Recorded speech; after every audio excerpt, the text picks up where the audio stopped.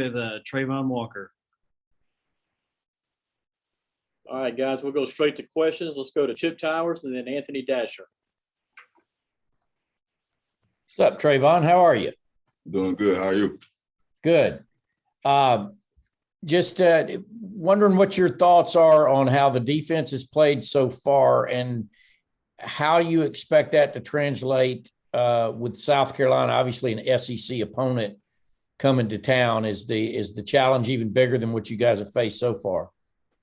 My thoughts on the defense so far, we're doing pretty good. Playing some good ball right now, but as always, we always have things to improve on. And this upcoming week playing South Carolina, which is SEC East opponent, we just have to play to our expectation, just keep improving as a defense every week. Hey, Travon, good to see you. Another defensive question for you, too. Just how fun is it to play in this defense? I mean, you look at the sack numbers, you guys have 10, but 8 different guys have contributed those sacks. Man, wow. How fun is that to be a part of something like that? It's very fun playing on a defense that's where you have a lot of guys that's playmakers, because you always you might not see yourself being in competition with the guys on your team, but we always play around and joke around about who's gonna do what this game, who's gonna make what play or whatnot. So it just brings competition within the team, which I think why we're a great defense is everybody wanting to be great.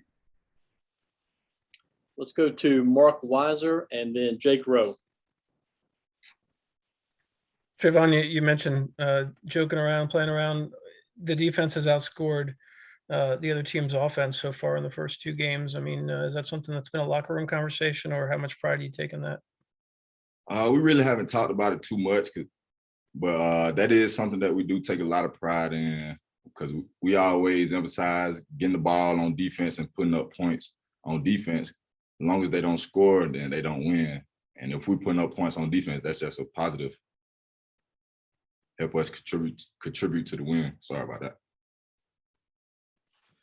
Travon, we've talked to Kirby a couple times this week, and he's kind of talked about the run defense and how it wasn't the same this past week as it was the week before. Has that been an emphasis for you guys, and kind of what maybe led to UAB doing a little bit more than you guys wanted them to do on the ground? Well, UAB, their offense, they ran a lot of stretch, and a lot of teams are probably going to try to do that on us, but that's something that we have put emphasis on, playing the run better, that's our expectation at the University of Georgia, to play the run first anyway. So that's something that we're going to take accountability in and just work on. Let's go to Connor and then Dean. Hey, Travon, I want to ask you a little bit about Jalen Walker. What does he bring to this defense, and what do you think makes him such a havoc-wreaking player? You say Jalen Walker? Or Jalen Carter, excuse me. I combined your names there. My bad. It's all good. Jalen, he's a great young athlete. He's a young guy who has a lot of skill sets that he's going to be a great player. Jalen, he's one of those guys that's very strong, he's fast, so it's really, he can do anything, and it's exciting to play beside him because he's a great playmaker. Hey, Travon, got 2 things for you. First of all, Jalen's one of the few big men on defense who scored a touchdown. When is a guy on defense that's a big man going to score a touchdown? And then secondly, the last 10 seconds before the ball is snapped, can y'all hear what Kirby and Dan Lanning are saying to y'all? And is there a time when it gets to be sort of too late and the crowd is too loud to hear what they're communicating? Sometimes the crowd does impact on getting the call in, but if you have the defensive guys relaying the call all the way across the field, then we're going to be in a good spot to where everybody knows the signals to the play, or everybody's talking to get the play communicated. And what was your first question again? Sorry. When is a big man going to score on defense? Y'all have had 2 pick sixes, not from. Yeah, I see you starting to laugh here. When do y'all get to score on defense with big guys?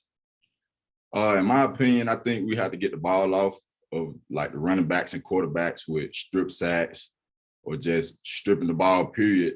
And then our opportunity to be able to come from that, or batted balls also.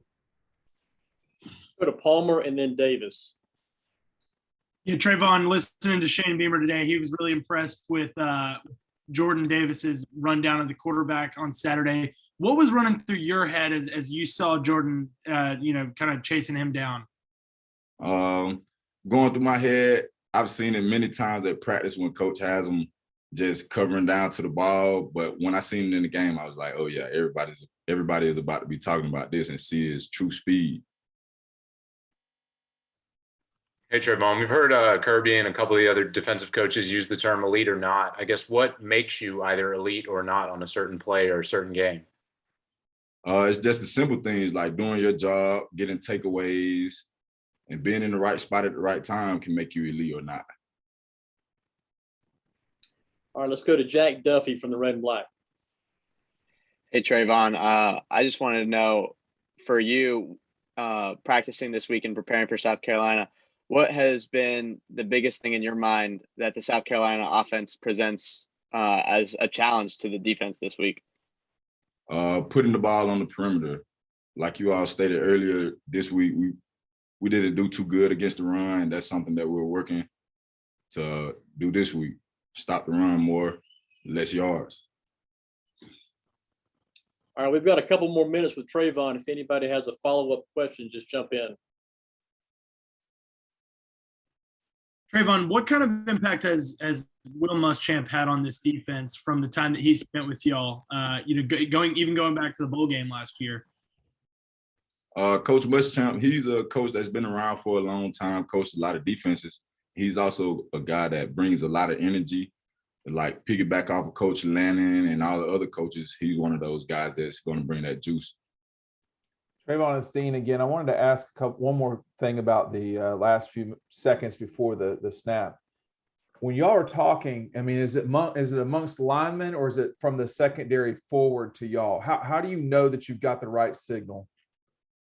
For me personally, I'll get the signal myself, but like sometimes you'll have the cornerback closest to our sideline relay it to the linebackers, and the linebackers relay it to the D lineman. And then we just keep relaying it across the field and behind us to the safeties. So everybody just putting a call, giving out the call, no matter if the TV copy sees it or not. I'm sorry to ask one more question, but how short are the terms? I mean, is it 2 words or 5 words? It's not a lot, but it's signals that goes with the play. So that's something that we all take ownership in our job, is to know the play calls. Travon, are you all finding any motivation from the 2019 Gamecocks win in Athens, or have you guys moved past that? Yeah, that is in the past, but that still lingers up in the air for me because I was on the team at the time, and we don't want anything like that to happen again. So we're just going to go out there and play our best ball. Thanks.